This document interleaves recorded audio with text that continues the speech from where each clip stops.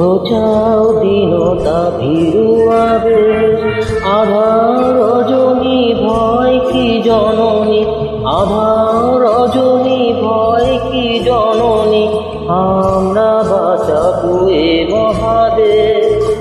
রবীন্দ্রনাথ, বিবেকানন্দ, বীর সুভাষের মহান দেশ। নাহি তো ভাবনা করি না চিন্তা, হৃদয়ে নাহি তো ভয়ের লেশ। ভারত আমার, ভারতবর্ষ স্বদেশ আমার স্বপ্ন গো।